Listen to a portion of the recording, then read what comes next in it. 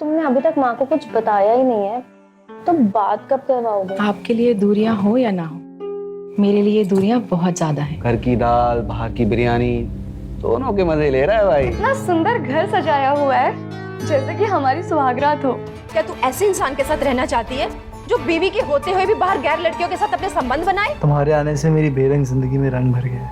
अच्छा, तो इस रंग को और गाढ़ा करते हैं। वो एक धोखेबाज इंसान है, उसने तुम्हें और मुझे धोखा दिया है।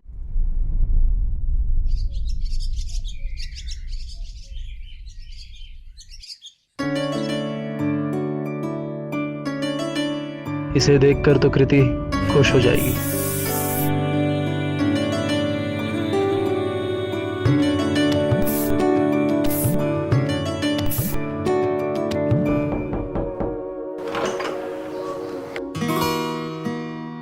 अभी जस्ट तुम्हारा नाम लिया।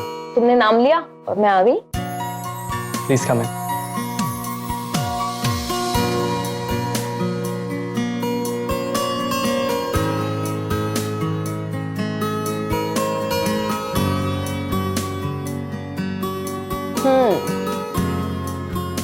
जनाब के इरादे नेक नहीं है। हाँ, अब इतनी खूबसूरत लड़की सामने हो तो किसी के इरादे नेक कैसे हो सकते हैं? चलो बातें मत बनाओ। मुझे ना ये अजीब लगता है, मतलब शादी के पहले क्या ये ठीक है? बिल्कुल ठीक है। और इसमें अजीब क्या है? थोड़े दिनों में तो हम शादी करने ही वाले हैं ना। हाँ, लेकिन वो देखो, प्यार करने वाले ना ज्यादा सोचते नहीं हैं।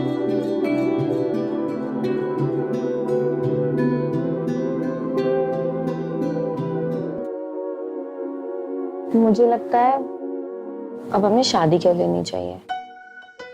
हाँ, मैं घर जाकर माँ को तुम्हारे बारे में सब कुछ बताता हूँ। तुमने अभी तक माँ को कुछ बताया ही नहीं है, तो बात कब करवाओगे? सीधा ब्याह कर ले जाऊंगा, फिर सुबह शाम करते रहना बात। लेकिन कब? अब जब अगले हफ्ते आओ तो बिना बात किए मत आना। बिना बात किए आए तो देख लेना। वही तो कर रहा हूँ, देख ही तो रहा हूँ तुम्हें। मैंने यहाँ इतनी इम्पोर्टेंट बात की है और तुम्हें। अच्छा बाबा, अगली बार पक्का माँ से बात करके आता हूँ। पक्का? पक्का। अच्छा, अब मैं चलती हूँ, लेट हो गया। ठीक है, बाय।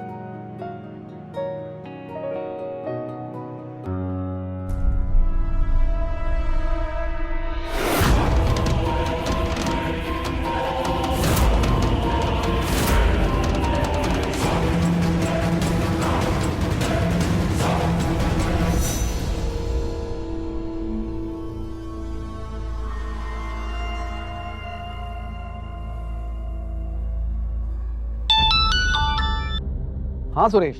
हाँ, चाबी अपनी जगह पे रख दी है, मैं घर के लिए निकल रहा हूँ। अरे सुन ना, मैं भी उसी तरफ जा रहा हूँ, तुझे घर छोड़ दूंगा। तू बस 5 मिनट रुक, मैं अभी आया। चल ठीक है।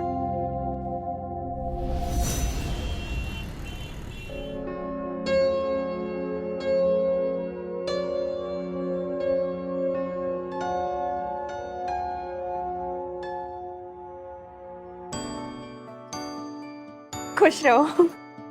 तुम्हें पता है, मैं ना तुम्हें ही फोन करने वाली थी। एक माँ ने याद किया और बेटा हाजिर।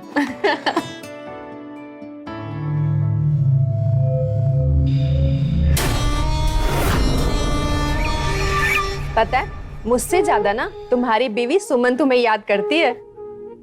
कोई एक दिन ऐसा नहीं जब तुम्हें ये याद ना करे। सारा दिन हर पल बस तुम्हारा ही नाम जपती रहती है। मैं कोई भगवान हूँ जो मेरा नाम जपती रहती है? पर इसके लिए तो तुम भगवान ही हो, इसलिए तो तुम्हारी कोई बात नहीं टालती। अरे राजीव बेटा, अब आए हो तो खाना खाकर ही जाना। हाल नहीं माँ जी, अभी थोड़ा जल्दी में हूँ, फिर कभी। घर निकलने से पहले कॉल करता हूँ। पक्का। ठीक है। चलो बेटा, अंदर चलते। चलो।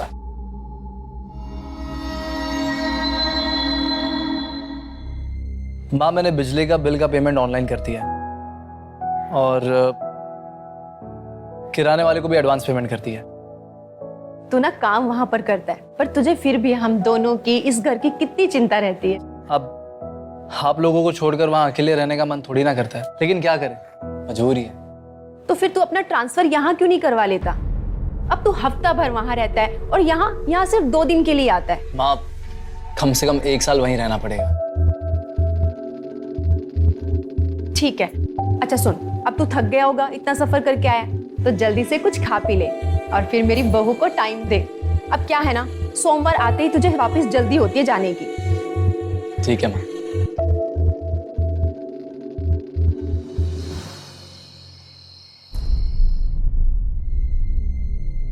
ये लीजिए हल्दी वाला दूध, इससे आपकी सारी थकान चली जाएगी।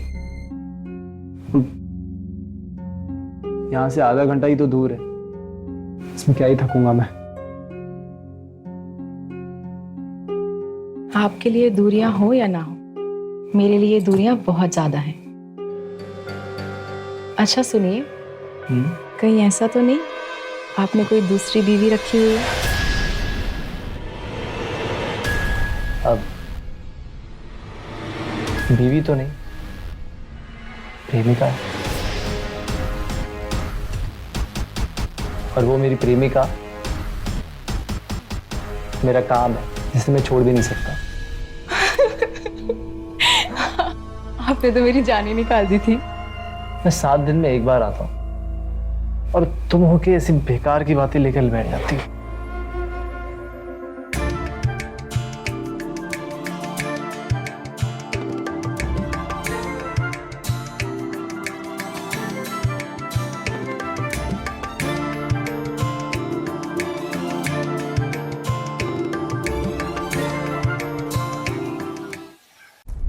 कितना भी बाहर का पकवान खा लो, लेकिन ऐसा टेस्ट नहीं आता। तुझे अगर ये टेस्ट वहां भी चाहिए ना, तो सुमन को साथ ले जा। क्यों सुमन, जाएगी ना सुरेश के साथ? इन्हें जैसा ठीक लगे, अगर ये कहेंगे तो इनके साथ चली जाऊंगी, और अगर इन्हें सही नहीं लगे तो यही रह जाऊंगी। शादी के बाद ना पत्नी को पति के साथ ही रहना चाहिए, और इसका भी तो मन होता होगा ना कि वो अपने पति के साथ रहे, यानी कि तुम्हारे साथ रहे। और तुम्हारा ख्याल कौन रखेगा? क्यों सुमन, सही कह रहा हूं ना मैं? तुम्हें नहीं लगता तुम्हें माँ के साथ रहना चाहिए? जी। और वहां वैसे भी वहां सुमन बोर हो जाएगी। मैं तो चला जाया करूंगा काम पर, और ये बेचारी अकेली घर पे बैठी रहेगी। यहाँ कम से कम तुम तो हो, और मैं तो आता ही रहूंगा ना।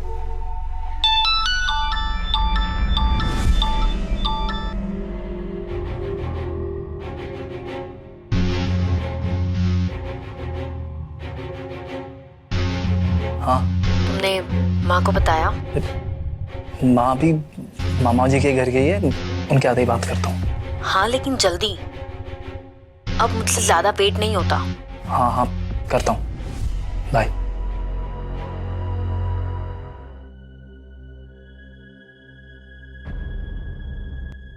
सब गंदे कपड़े इकट्ठे करके ले आते हैं, कभी धो लेते।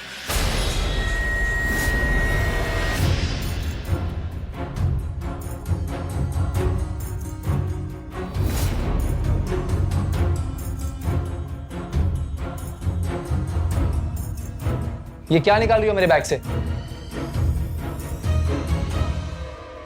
ये आपके गंदे कपड़े, मैंने सोचा मैं धो देती हूँ। कितनी बार बोला है बिना मुझसे पूछे मेरे सामान को हाथ मत लगाया करो। आप कहीं दिख नहीं रहे थे तो मैंने। दिख नहीं रहे थे मतलब गायब हो गया था? और अगर नहीं दिख रहा था तो वेट कर लेती ना। सॉरी, आगे से ऐसा नहीं होगा।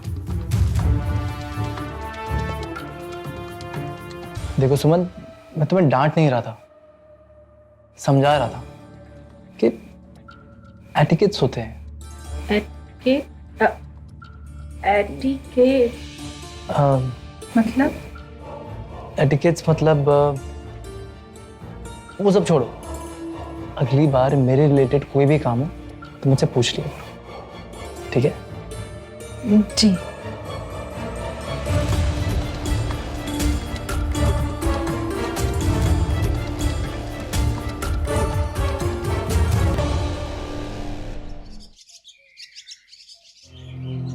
देखते देखते 2 दिन बीत गए, पता ही नहीं चला, और आपके जाने का वक्त भी हो गया। काश मैं समय को रोक सकता, अब वो तो कर नहीं सकता, इसलिए जाना होगा। चलो, बैग तो पैक हो गया, मैं नहाने जाता हूँ, तब तक तुम नाश्ता तैयार करो, ठीक है?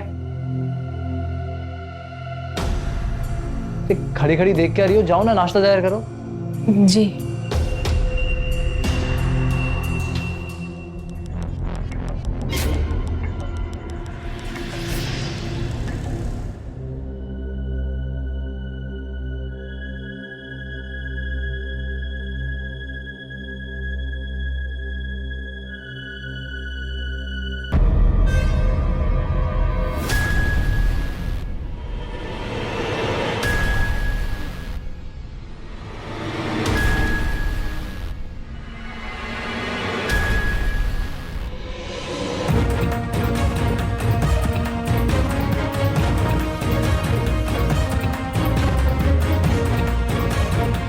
ये क्या देख रही हो मेरे मोबाइल पे?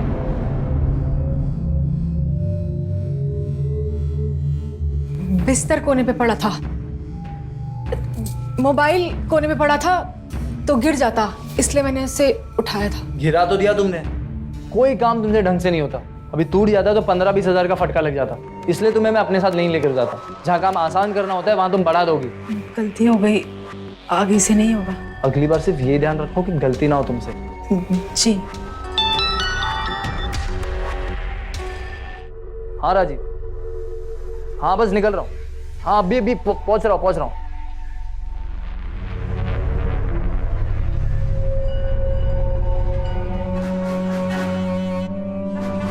अरे हो सकता है कि ये रुमाल उसके किसी दोस्त का हो जो उसके साथ काम करती हो। लेकिन ये उनकी पैंट की जेब में क्यों आया? कहीं ऐसा तो नहीं कि उनका किसी के साथ? नहीं नहीं, ऐसा कुछ भी नहीं है। और तुम ना ये उल्टा सीधा सोचना बंद कर दो। अरे वो मेरा बेटा है और मुझे पूरा विश्वास है कि मेरा सुरेश ऐसा नहीं है। विश्वास तो मुझे भी है माँ जी, पर ये रुमाल देखकर ना मेरा मन घबरा जाता है। अच्छा ठीक है, अगर तुम्हारा दिल इतना ही घबरा रहा है तो तुम एक काम करो, तुम वहां जाकर उसे मिल आओ और खुद अपनी आंखों से देख लो। नहीं नहीं, वो गुस्सा करेंगे। अरे उसे बोल दे कि मैंने कहा है, बस। और अगर उन्हें कोई शक हो गया कि मैं यहाँ क्यों आई हूँ तो? अरे उसे शक कैसे होगा? हम थोड़ी ना उसको बताने वाले हैं कि तुम वहां पर क्यों गई हो। अच्छा ठीक है, मेरे पास एक आइडिया है। क्या?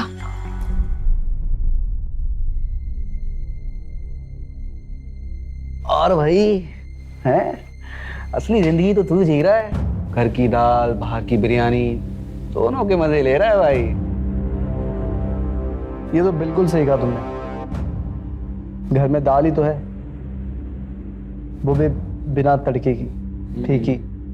इसलिए तो बाहर बिरयानी ढूंढ रहा हूँ। वैसे तुझे कभी डर नहीं लगता तेरे घर वालों को, तेरी बीवी को यहाँ के अफेयर्स के बारे में पता चल गया तो? मेरी बीवी अगर इतनी तेज होती ना तो मुझे बाहर अफेयर करने की जरूरत ही नहीं पड़ती। और वैसे भी मैंने शादी माँ का मन रखने के लिए की है, वरना सुमन तो मेरी पसंद है ही नहीं। क्या बात कर रहा है? लेकिन कुछ भी बोल, तेरी किस्मत बहुत अच्छी है। उस मैट्रिमोनी साइट पर तुझे अच्छी अच्छी लड़कियां मिल भी जाती हैं। बस एक बात बोलूं, मिल बांट के खाने में ना भाईचारा बढ़ता है।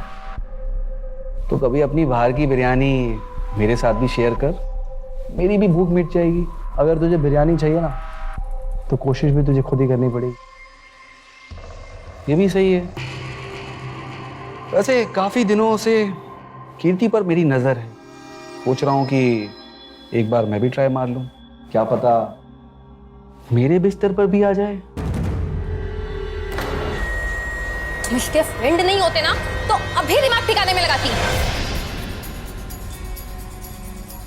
तुम इतनी बातों के बाद भी तुम चुप हो। मैं सिर्फ 1 मिनट, मतलब ये यहाँ बैठे बैठे मुझ पे गंदी नजर डालने की बात कह गया और तुमने कुछ भी नहीं बोला। फ्रेंडशिप का मतलब ये नहीं होता है कि कोई कुछ भी बोलेगा। मैं इसे समझाने ही वाला था कि ऐसी बकवास ना करे। जब तक हम दोनों की शादी नहीं होगी ना, ये लोग ऐसे ही मुझ पे गंदी नजर डालेंगे। बहुत हो गया। तुम अभी के अभी अपनी माँ को फोन लगाओ, शादी की डेट निकलवाओ। शादी का डिसीजन इतना जल्दबाजी में नहीं लिया जाता। जब तुम्हें शादी करनी ही नहीं थी तुम मैट्रिमोनी ऐप पे आए क्यों थे? तो मैंने कब कहा मुझे शादी नहीं करनी? थोड़ा टाइम दो ना। मैं बहुत टाइम दे चुकी हूँ। तुम आज के आज, बल्कि अभी के अभी अपनी माँ को फोन लगाओ, शादी की डेट निकलवाओ, नहीं तो मैं यहाँ से कहीं नहीं जाने वाली।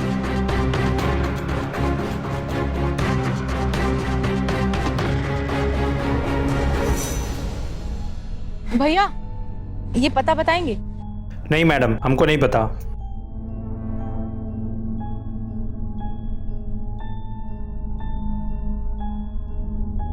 भैया भैया, ये पता बता दीजिए ना। ये यहाँ से सीधा जा करके राइट की तरफ से दूसरा मकान। शुक्रिया।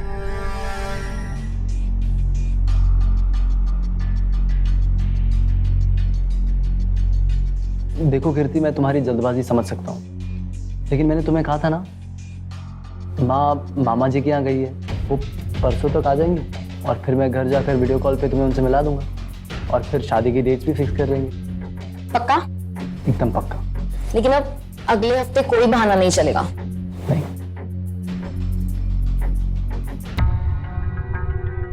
इन लोगों से ना बच के रहो, ठीक है? मैं चलती हूँ, कॉलेज से निकली थी तो तुम्हें मिलने आ गई। Bye bye.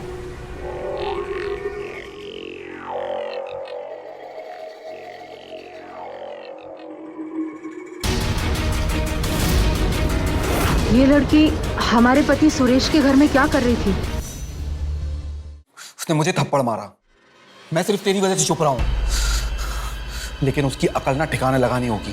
राजीव को थप्पड़ मारने का अंजाम क्या होता है ना, मैं उसे बताऊं। आप लोग किसको क्या बताने की बातें कर रहे हैं? तुम यहाँ क्या कर रही? प्लीज डांटिएगा मत। आपको अचार बहुत पसंद है ना, तो माँ ने बस वही भिजवाया है। तो फोन करके बता दो देती। मना किया था माँ जी ने, वो क्या बोलते हैं, सरप्राइज वही देना था आपको। अगर ये थोड़ी देर पहले आती तो इन्हें सरप्राइज मिलता। अच्छा, वो एक लड़की बाहर जाते हुए देखा था, उसे कौन है वो? अच्छा वो राजीव की गर्लफ्रेंड है। अभी उसके साथ झगड़ा हो गया। क्यों राजीव, बता ना, सुमन को बता। हाँ हाँ, वो मेरी गर्लफ्रेंड थी, हम लोगों का थोड़ा झगड़ा हो गया तो वो चली गई गुस्से में। मैं उसे मना के आता हूँ। हाँ, हम लोग बात कीजिए।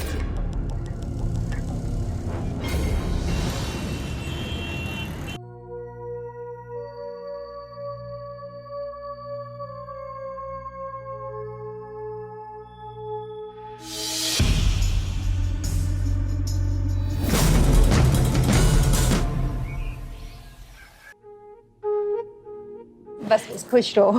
तुम्हारे चेहरे की रौनक देखकर ना लग रहा है कि जो तुम सोच रही थी ना वैसा कुछ भी नहीं हुआ। आपने सही कहा माँ जी, मैं ही गलत निकली। मैंने उन पे बिना वजह शक किया, पर मैं इस बात से बहुत खुश हूँ कि जो सब सोचा वो गलत था। कोई बात नहीं, आप बैठ मेरे पास। मुझे ये बता कि सुरेश वहाँ पर कैसे रहता है और उसने घर में क्या क्या रखा है? हाँ, उनके पास ना एक छोटा सा फ्रिज है।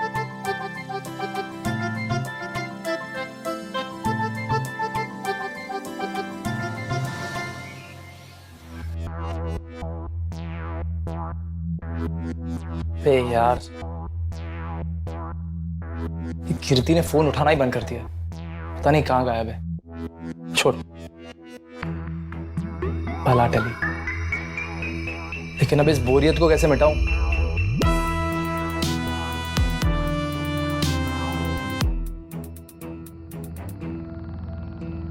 हाँ, मैट्रिमोनी साइट पे फिर से जाने का समय आ गया है।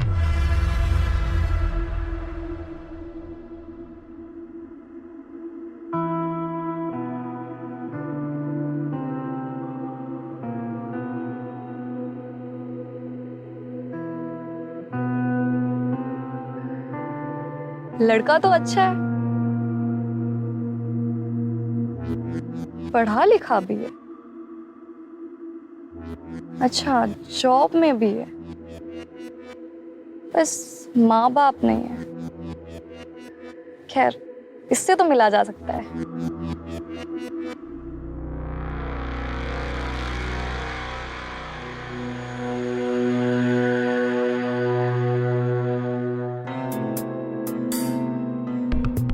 आप जैसी बातें कर रही हैं, दावे के साथ कह सकता हूँ कि आपकी आवाज़ बहुत अच्छी होगी। फ्लर्ट करने का ये अच्छा तरीका है।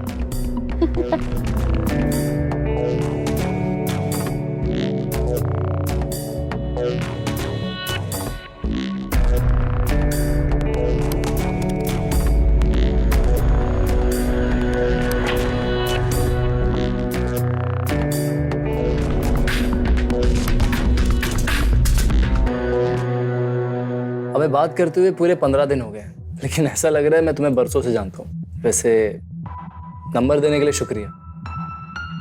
अच्छा, क्या बात है, बड़े फॉर्मल हो रहे हो। हाँ, देखो दिल के साथ तो घर का भी एड्रेस दे दिया मैंने, तो बताओ कब आ रही हो? इतनी भी जल्दी क्या है? अरे इसलिए पूछ रहा हूँ क्योंकि अक्सर मीटिंग्स के सिलसिले में मुझे बाहर जाना पड़ता है। ऐसा ना हो कि मुझे सरप्राइज देने के लिए तुम घर आ जाओ और मुझे घर पे ना पाकर खुद सरप्राइज हो जाओ। अच्छा बाबा, ओके, मैं जल्दी आऊंगी और बता कर आऊंगी, ठीक है? बाय। क्या हो गया इन्हें? ना मेरे मैसेजेस का रिप्लाई कर रहे हैं, ना मेरा फोन उठा रहे हैं। हुआ क्या है?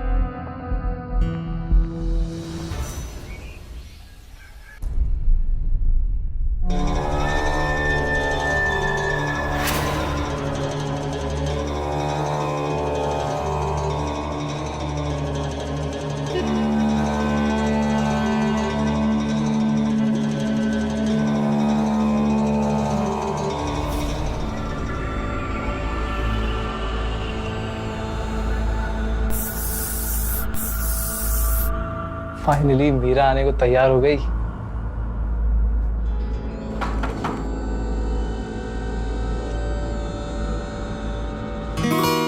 वेलकम। हाय। वाओ,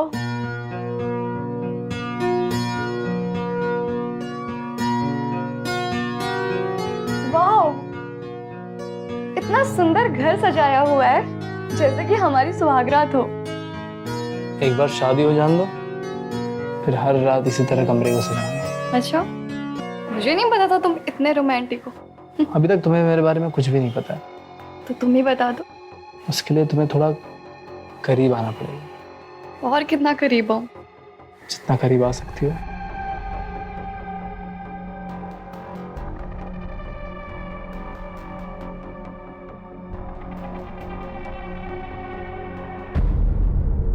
मुझे अजीब लग रहा है, मतलब शादी से पहले ये सब। प्यार करने वाले इतना सोचते नहीं।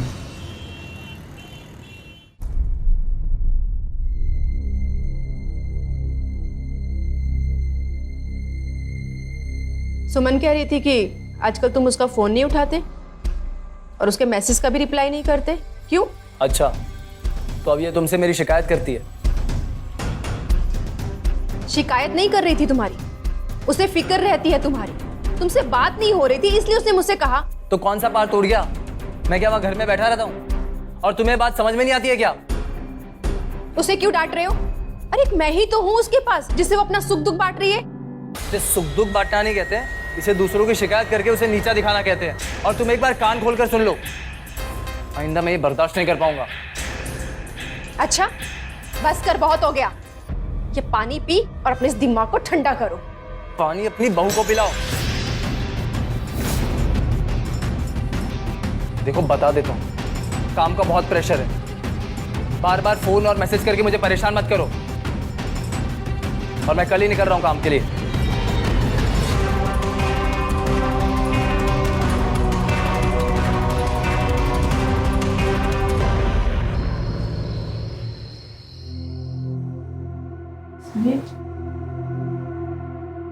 अगर आप गुस्सा ना करें तो एक बात पूछ लूं? बोलो। मैं भी आपके साथ वहां रहना चाहती हूँ। आपने बताया ना कि आप पर काम का बहुत प्रेशर बढ़ गया है, तो आपके साथ रहूंगी तो आपकी सेवा कर पाऊंगी। और माँ का ख्याल कौन रखेगा? कहीं जाने की जरूरत नहीं, यहीं रुको और माँ की सेवा करो। आप अपने साथ हमें वहां क्यों नहीं ले जाते? मैं अपना काम करूँ या ये तुम्हारे साथ घर घर खेलूं? मैंने कह दिया ना तो कह दिया। अब आगे से मुझे इस बारे में कोई सवाल नहीं चाहिए।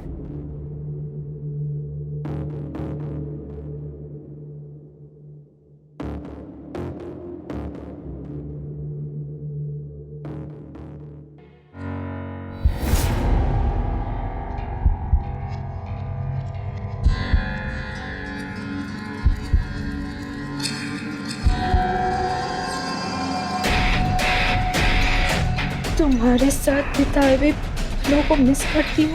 तुम्हें अब शादी कर लेनी चाहिए ताकि इन पलों को हम रोज जी सकें।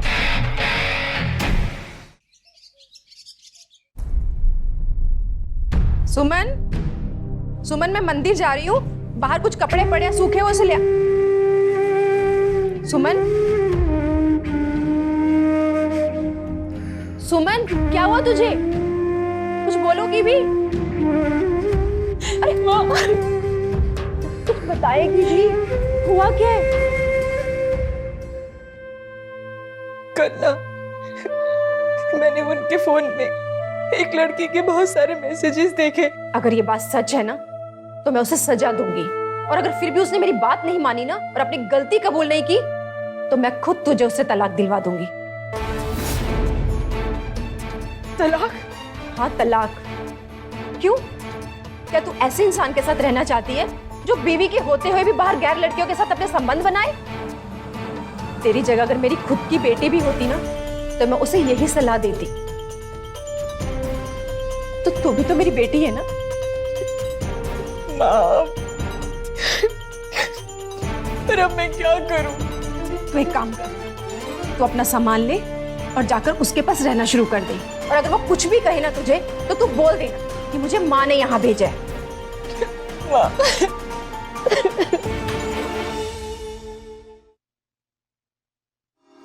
छोड़ो ना, गुदगुदी होती है।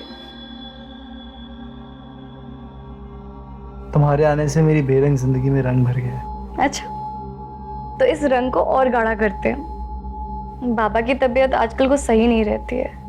मैंने ना एक पंडित जी से बात की है, उन्होंने बोला है कल का दिन बहुत शुभ है, तो हम बिना ताम झाम के कल मंदिर में चल के शादी कर लेते हैं।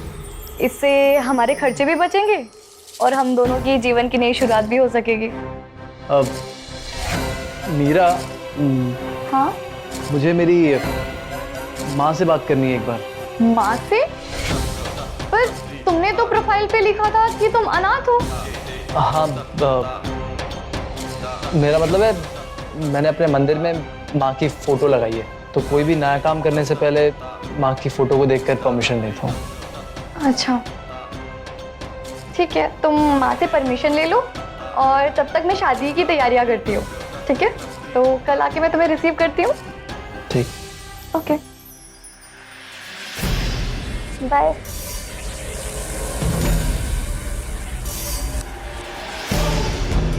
तुम इस कदर गिर गए कि अपनी माँ को भी मरा घोषित कर दिया। मुझे यहीं रहकर सब कुछ देखना पड़ेगा।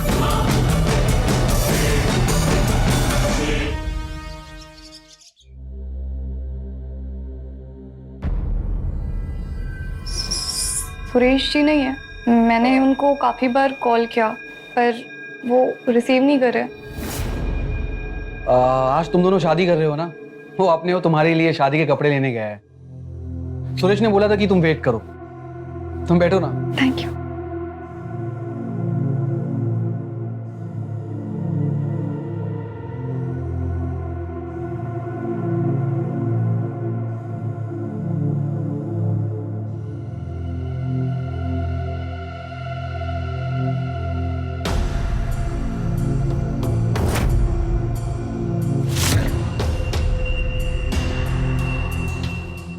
ये लीजिए, आप पानी पीजिए ठंडा।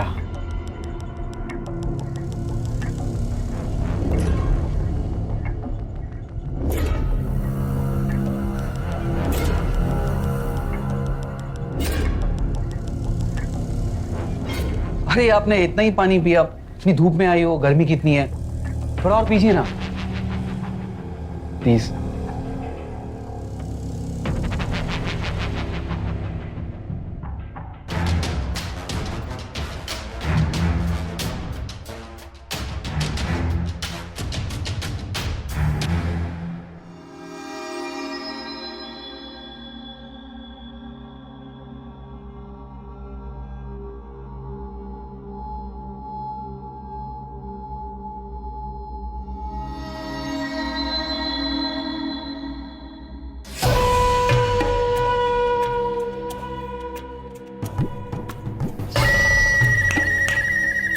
मीरा, हे मीरा,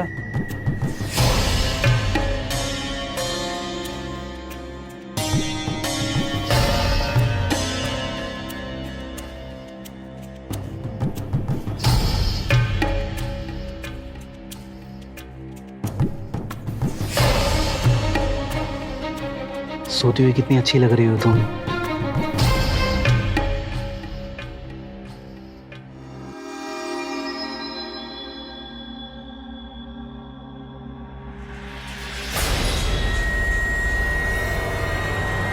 क्या कर रहे तुम ये?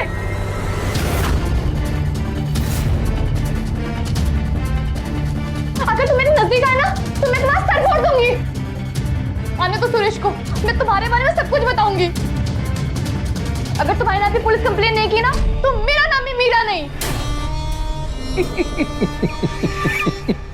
क्या बताओगी सुरेश को? एक्चुअली सच तो मैं तुम्हें बताता हूँ। सुरेश को जो तुमसे चाहिए था वो उसे मिल गया है। एक्चुअली सुरेश को तुमसे कभी शादी करनी ही नहीं थी, वो बस तुमसे छुटकारा पाना चाहता था। तुम झूठ बोल रहे हो। कितनी भोली हो ना तुम। अगर मैं झूठ बोल रहा हूं तो सुरेश को यहां होना चाहिए था, उसका फोन नहीं लग गया होता। सोचा है? मैं तुम्हारे और सुरेश के नाम पे पुलिस कंप्लेन करूंगी। जाओ करो फिर, लेकिन सुरेश के पास तुम्हारे कुछ वीडियोस हैं। अगर उसने लीक कर दिए तो फिर आगे तुम्हें पता है क्या होगा।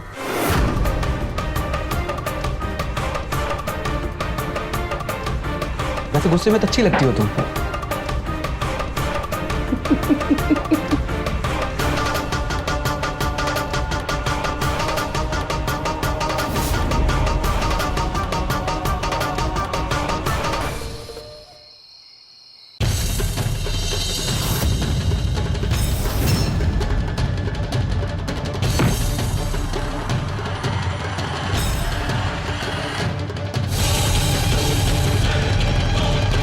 तुझ में इतनी हिम्मत मुझसे मेरे पति को छीनेगी?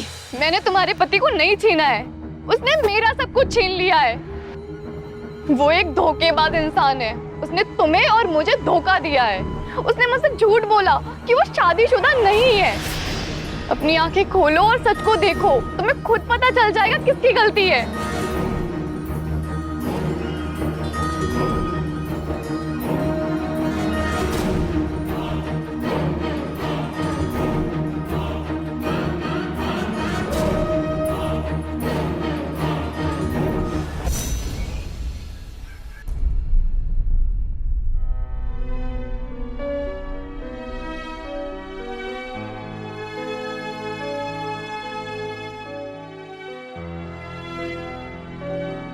सुमन, क्या हुआ?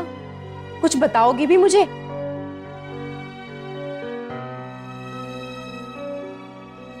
माँ, सुरेश मुझे और साथ साथ कई लड़कियों को धोखा दे रहे हैं। किस मुंह से बताऊं आपको, पर उन्होंने तो आपको भी मरा हुआ घोषित कर दिया। मुझे अब ऐसे इंसान के साथ नहीं रहना। माँ, मुझे उससे तलाक चाहिए।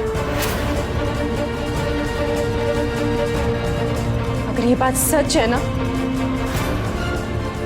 तो मैं तेरे इस फैसले में तेरे साथ हूं।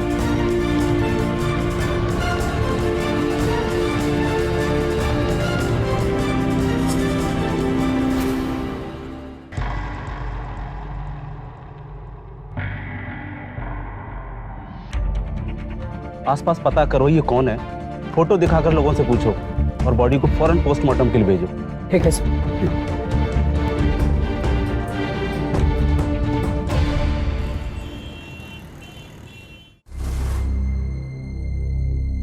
हाँ, कुछ खाने को है? बहुत भूख लगी है।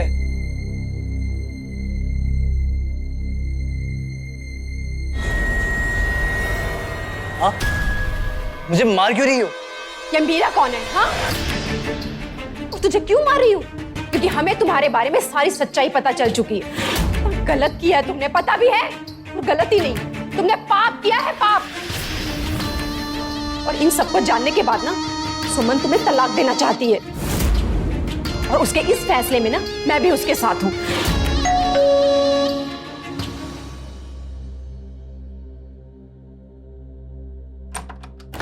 मिस्टर सुरेश, हमें उस लड़की की डेड बॉडी मिली है। आसपास के लोगों से पूछताछ की तो पता चला ये लड़की आखिरी बार राजीव के घर जाती हुई दिखी थी। और राजीव के घर जाकर पूछताछ की तो उसने बताया तुम्हारा और मीना का अफेयर चल रहा था। नहीं नहीं साहब, ये सब झूठ है। ये सच है सर। इस आदमी ने मुझे और मीरा दोनों को धोखा दिया है। कहीं इसी धोखे का बदला लेने के लिए तो तुमने उसे नहीं मार दिया? नहीं नहीं, तो सुमन किसी को नहीं मार सकती। सच क्या है और झूठ क्या है वो तो हम जल्दी पता लगा ही लेंगे।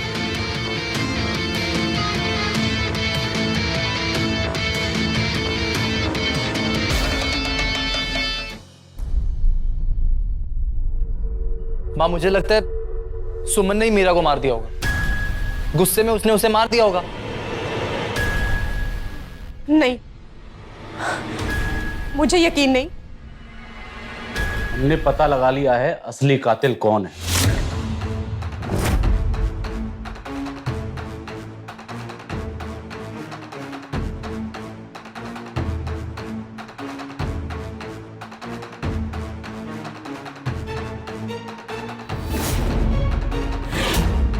हमने क्राइम ब्रांच से पता किया कि तुम्हारी बात मीरा से हुआ करती थी, और सिर्फ मीरा ही नहीं, पहले भी कई लड़कियों से बात हुआ करती थी जो कि अचानक से गायब हो गई। अब तुम खुद अपनी मर्जी से बताओगे या हम अपने तरीके से पता करें? सब ये सब झूठ है।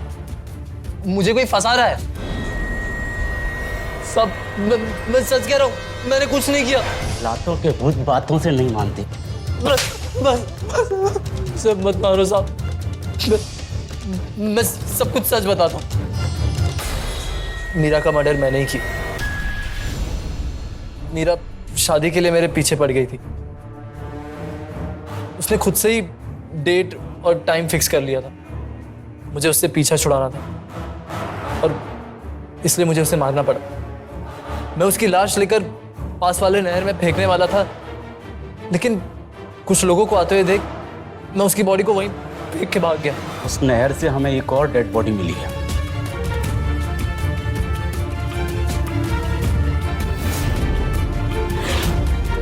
इसको भी तो कहीं तुमने ही नहीं मारा। सर ये भाई लड़की है। इस लड़की को मैंने इनके घर से कुछ दिनों पहले निकलते हुए देखा था। ये कृति है साहब। ये भी शादी के लिए पीछे पड़ी थी, इसलिए मुझे इसे भी मारना पड़ा।